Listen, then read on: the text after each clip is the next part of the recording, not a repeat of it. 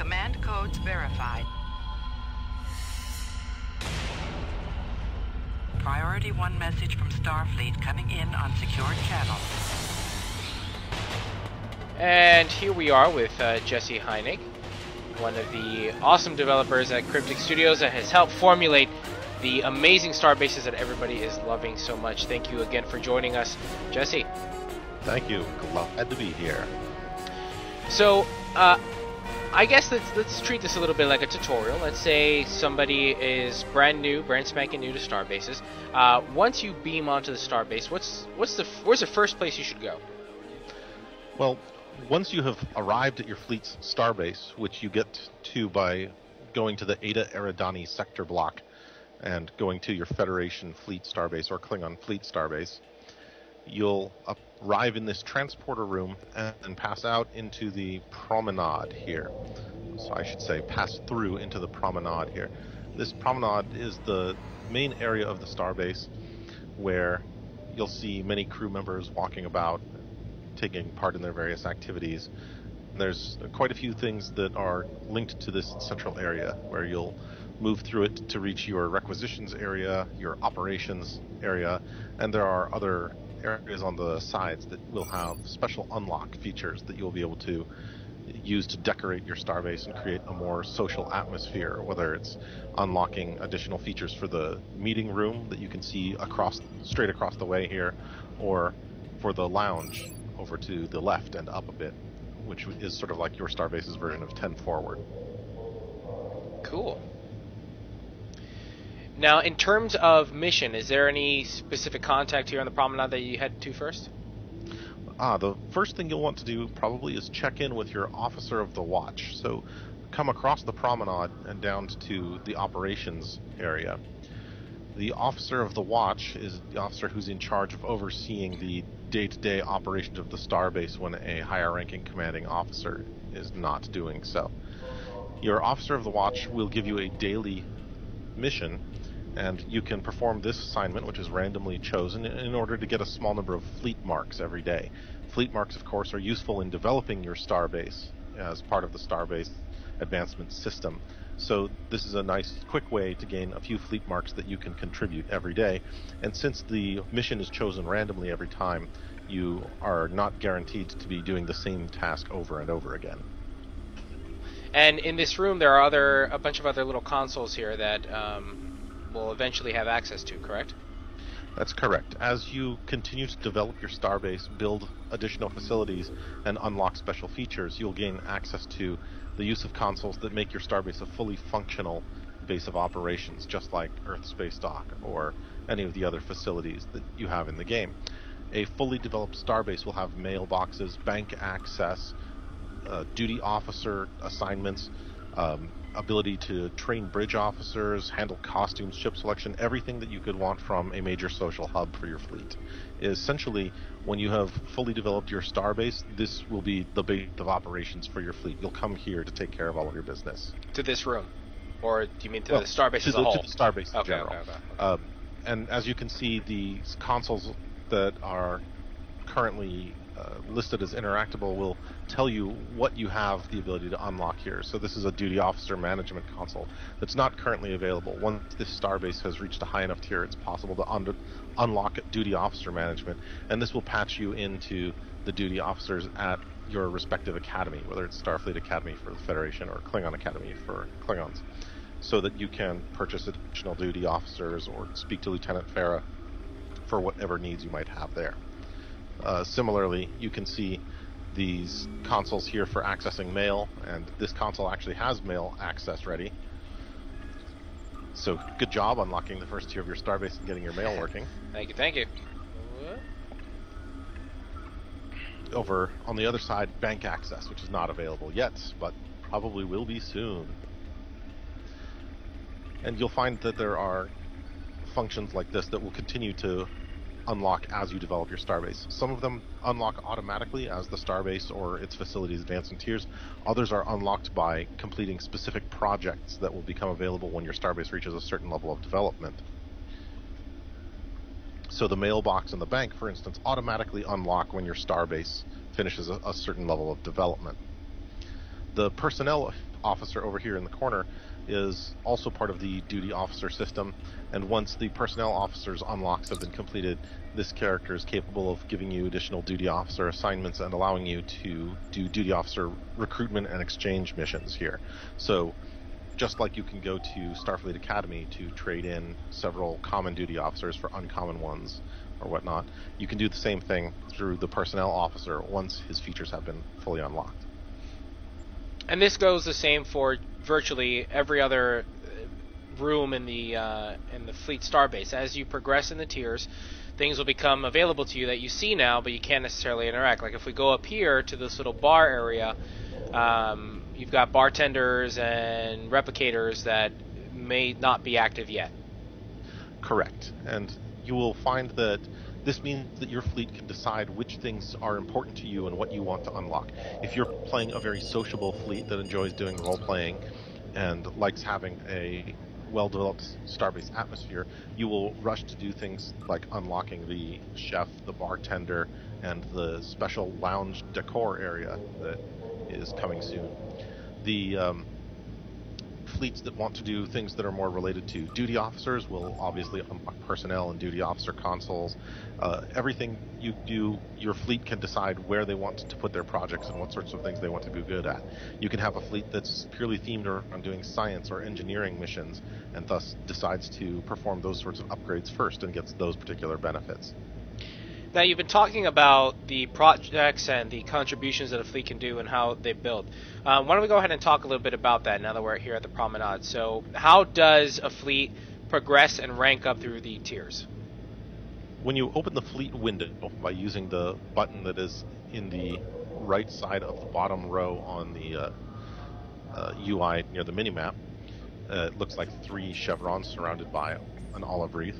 This will show you a little overview of your fleet holdings. It has a picture of your starbase, and it shows the tiers of development that you've managed to progress in so far in building up your starbase and your associated military, engineering, and science projects.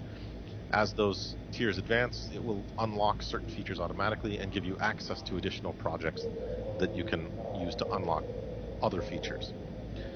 If you click on the Holdings tab, you will see a list of various starbase projects that are currently underway. Your fleet leaders will choose which projects your fleet pursues. By completing these projects, you gain experience in the various categories of your fleet, and you also gain the ability to run projects that will unlock certain features or that will provision special materials in your fleet's stores. So for instance, if you wish to unlock the use of the personnel officer, once you've reached the appropriate tier of development in your starbase, your fleet leader will assign a project, station a personnel officer on the starbase. This project will then require certain contributions from your fleet members, and once those contributions have been finished, the project will begin to the project will start. That will take a certain amount of time for the project to complete because now all of the resources that you're gathered are being put to work. Usually after a day, sometimes several days for the very high-end projects, the project will complete. There's no chance of failure. Once you've successfully gathered all the materials and spent the elapsed time, the project will automatically complete and that unlock will be ready to use. Now, this is for all projects. You'll never fail a project, ever. On Starbase, right now, that's absolutely correct. No project can be failed. Anything that you do a project is absolutely going to be used and not wasted. Has there been talk or discussion about possibly introducing failable projects? We really don't want to have failure rates on Starbase projects, partly because they're so resource intensive and because they take so long. For something like the duty officer system, where a project might only take 30 minutes and it doesn't use up any permanent resources, it's fine for you to have a chance of failure. But in the case of fleet projects, they often use large numbers of fleet marks, dilithium, commodities, duty officers, and so on, and we don't want people to feel like they've wasted the inputs that they have given over to their fleet for use in a project. You can sorts of inputs by clicking on one of the projects that you currently have slotted. It'll show you the sorts of things that fleet members need to contribute. Once all of the different boxes have been completely filled up, the project begins running and a timer will show you how long it has until it completes. Now, I noticed a change in the UI, or is this maybe an upgrade that now it says next, like the upcoming projects? Oh, no, you know what this is? I see what this is. It's because I was granted, oh, well, actually, that's a good question. All right, so I was granted the proper rank, so now I can select what the next project will be here with this little next field next to the project. Okay. Fleet rank determines the permission that you have available. Your fleet leaders will set this. And depending on what the fleet leaders set, you may only have the ability to see what the fleet is currently doing. You might have the ability to contribute to projects. You may have the ability to select a project, or you may have the ability to select what is the next project that will happen after the current one is completed. These are all different levels of complexity. So fleet leaders will tend to have more of the long view, the ability to say, okay, as soon as we finish this project, queue up this other project. But for lower ranking members of the fleet, they may just want to say, you can see what we're currently doing with the fleet, and if you feel like contributing, then we will give you the ability to do so. That way, you can promote people to the level of complexity that they feel comfortable with in the fleet. Now, a fleet leader can only queue one in advance. You can't queue a bunch in advance. You didn't want to get people into a position where they queue, say, 6 different events in advance, and then realize that there's going to be some sort of new events being added or special unlocks. It's worth mentioning that we have special projects that will come on rotation that will only be available for a certain limited amount of time. And if your fleet has already queued up several future projects, you could get into the unfortunate position that your fleet is trying to race through several projects and doesn't have enough time to complete one of these special projects in its window of opportunity. For instance, your starbase has these wonderful transparent aluminum windows that allow visitors to see out into space, and that means that your fleet completed the special project that allowed you to open the blast shutters and get that view of the space around your starbase. So that special project was only available for a limited time, and if the fleet hadn't completed it during the window of opportunity, then that project would not have been available to complete. Of course, these projects will come back around on the rotation at some point in the future, so that fleets that are new will always have the opportunity at some point to make those projects go. Being that we're still in the holdings tab. Let's see. Can we talk a little bit about provisions? Absolutely. So the holdings tab is where you're going to see most of the actual nuts and bolts of the Starbase system. Most of this was put together by our designer Heretic, who is also the designer behind the duty officer system. So you'll see that there's a lot of the same sort of resource management going on here. One of the features of the projects that you'll encounter here is in provisioning. Your starbase has the ability to unlock stores that will sell special items like advanced fleet weapons, starships of new types, or upgraded versions of older starships. For instance, you can get a Tier 5 Rhode Island update of the Nova-class starship that has slightly better stats. The way your fleet does this is by running a provisioning project. A provisioning project, like any other project, will take some inputs that could be expertise, it could be fleet marks, it could be dilithium, it could be duty officers, it could be commodities. Once these are fulfilled, the project will provision your stores with a limited number of items. These items are not specific. So instead of provisioning specifically for, I want one Rhode Island class starship, you will say, I just want to provision starships. And when the project completes, your fleet may have 10, 15, 20 starships available. It depends on the level of the project. And then any member of the fleet who has been given fleet access to the stores by their leaders can go and use those provisions to purchase items from their fleet stores. Once those provisions have been exhausted, you will need to run the provisioning project again in order to allocate more items to the store. However, many of these items are going to be things that are one-time purchases. Once you have purchased all of the ships and the weapons, shields that you want, they're not consumable items. You keep them on your character. So many mid-sized fleets will find that they only have to run a couple of provisioning projects for people to get a lot of the things that they want. Larger fleets, of course, will have to run more provisioning projects, but they have more people to contribute materials, so it's not too egregious. Awesome. Should we go check out Requisitions? Sure. Let's do it. So this is the operations quartermaster, and The operations quartermaster sells operational assets, which are a new type of consumable. Now, while many of the items that you're going to provision are not consumables, the operational assets and boosts that you can purchase at your Starbase store are consumable items, but their fleet credit cost is fairly low, so it's not too difficult for you to stock up on these. So I'll talk briefly about both of them. Operational assets are special, super powerful bonuses that you can deploy only in Starbase defense maps. So if you're playing the Starbase Fleet Defense or Fleet Alert or Starbase Incursion, you can use operational assets to give your team a tremendous boost. And this represents calling upon the resources of your Starbase, which is, after all, essentially a giant military base in space. So, for instance, if you look at the store here under Operational Assets Engineering, you'll see at the top Fleet Engineering Team. If you activate this device, it is an operational asset that runs an engineering team power on everyone in your fleet on that map. So this is the same as using the engineering team power on everybody on your team. And as you can imagine, you're getting quite a lot of bang for your buck if you use that on the 20-man Starbase Fleet Defense. As your Starbase increases in its engineering level, you'll gain the ability to purchase higher level operational assets that have more impressive powers. There's a fleet engineering team asset here that's listed again. This probably should get a different name. That is the ground version, which beams in several engineering officers to support you on ground maps.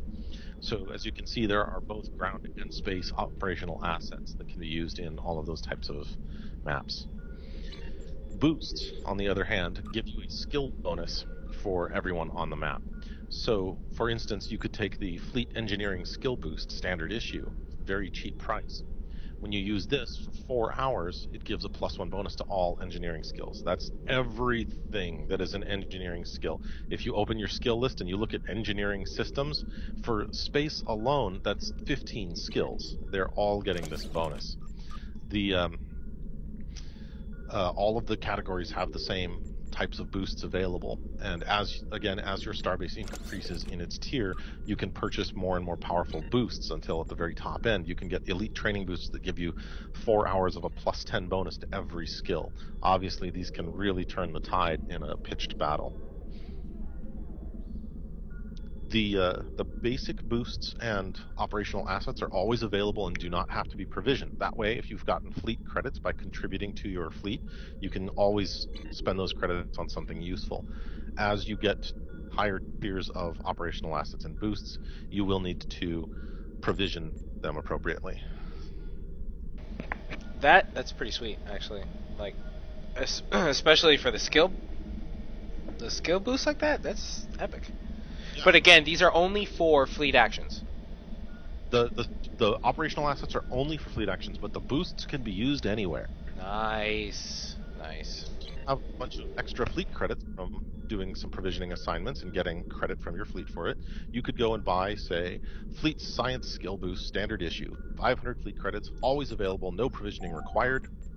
And when you do that, you can carry them with you and use them on any map and get a slight bonus to your science skills at any time. These boosts, it's 4-hour time limit, but it's not, it's game time, so it's 4 hours, not like, for instance, the duty officers where it's, 10 hours in or out of game time. That's correct. The boosts are game time, so it's only 4 hours of time played. Cool. Alright, let's see. You can see some of the other requisitions officers around here who sell things such as the fleet ground equipment and fleet space equipment, all of which are new types of gear, weapons that have 4 mods and the new ultra rare quality, or special hybrid weapons that have multiple bonuses. And these are unlocked by advancing your fleet's engineering and science tiers. So for instance, right now, the advanced assault, I can't buy this weapon, not only because I don't have enough fleet credit, but because the starbase is not at the right tier. Either your starbase is not at the correct tier, or you don't have any engineering provisions available. Okay. So you'll run an engineering provisioning project, and then you'll see that your store will show that there are a certain number of items available remaining. And then when you have the appropriate amount of fleet credit and dilithium, you can go and purchase the item. While there is a dilithium cost associated with these items, it's generally at a pretty steep discount compared to things that you might just buy from the dilithium store, especially considering that these are ultra rare weapons and therefore they have more characteristics and more properties than the ones that are available in the dilithium store. This is some serious end game gear, and there are more items that will be coming into these stores soon, including advanced melee weapons. Ooh. Do they glow? I can't answer that. I'm not an artist. Cool. All right. And then this trickles down to the other floors of the starbase, correct? So there are similar stores right. on the other floors. Actually, the requisitions area is sort of the one-stop shopping for most of your gear, but the turbo lift here will take you to your engineering, science, or tactical floors of your starbase, and each of those has the floor color coded appropriate to its division, so you always know which level you're on. And when you unlock special personnel on your starbase, you'll often find them on the appropriate floor. So for instance, you can unlock a sick bay with a medical officer who can heal injuries. If you do a lot of elite STFs, or if you play on advanced or elite difficulty and you have to deal with ground injuries on your character, you really want a doctor who can heal those injuries for you. And you can unlock that on your starbase, and that officer will appear in the sick bay in the science floor of your base. Similarly, you can get an engineering repair officer who can repair damage to your ship from similar sources, and that will appear in the engineering section. And in the tactical section, you can have ship selectors and ship tailors who will allow you to change and customize your ships. Awesome. All the amenities. Excellent. One thing to bring up is, and I know this probably isn't the case so much now than it was for Tier 1, but has there been less complaints from fleets about, my members can't contribute, the projects start and they go by so quickly. Now that fleets are getting into the second tiers, it's more of an opportunity for members to contribute, correct? Yes, we really expected that early in the system there would be a lot of fighting over who was going to contribute what, especially in very large fleets.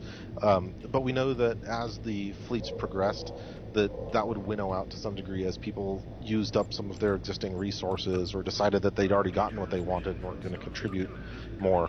Or a particular person who was a big contributor in the fleet might say, okay, I've done my part, and then someone else moves in and picks up the slack.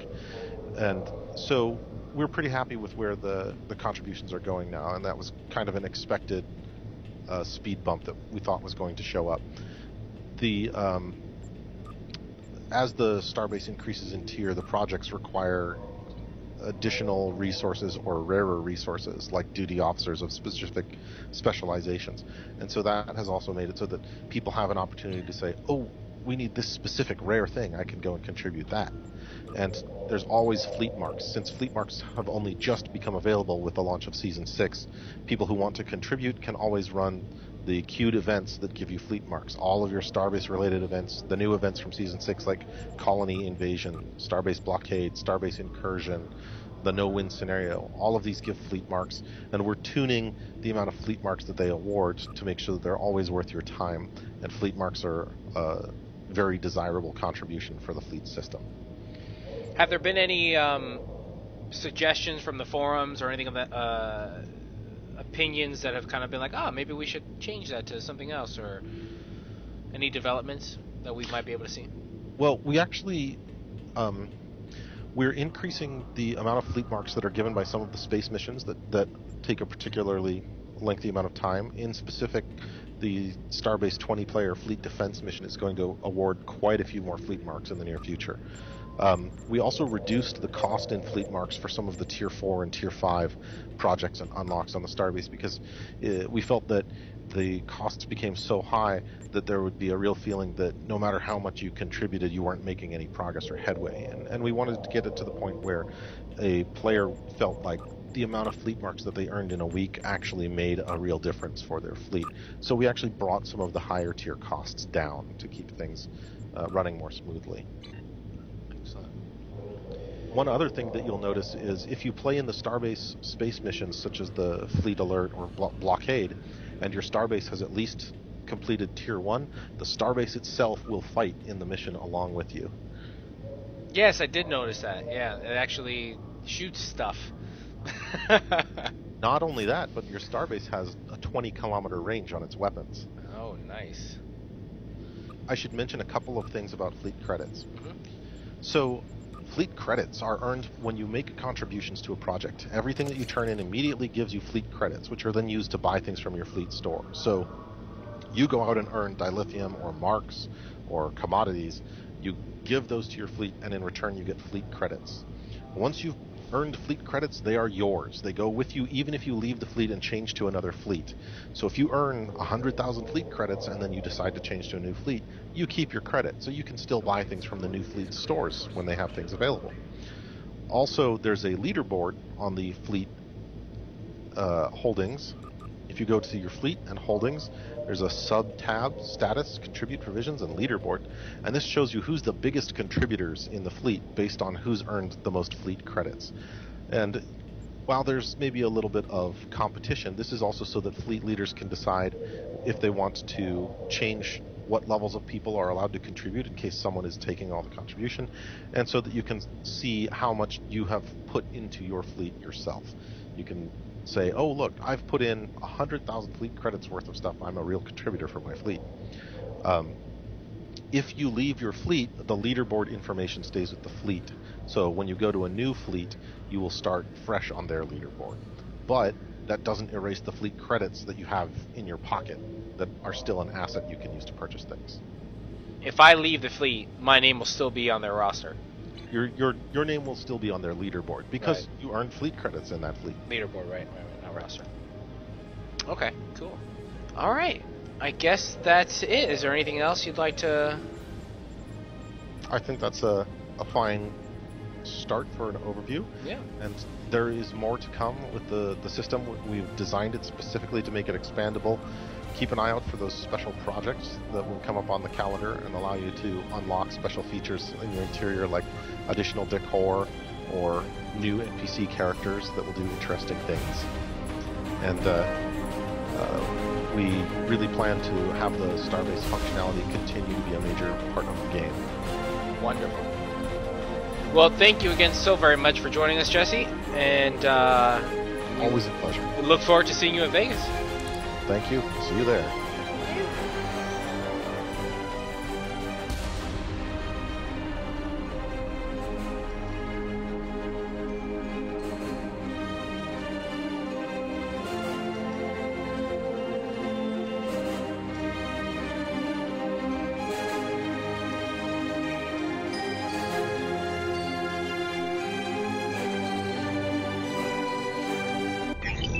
Transfer complete.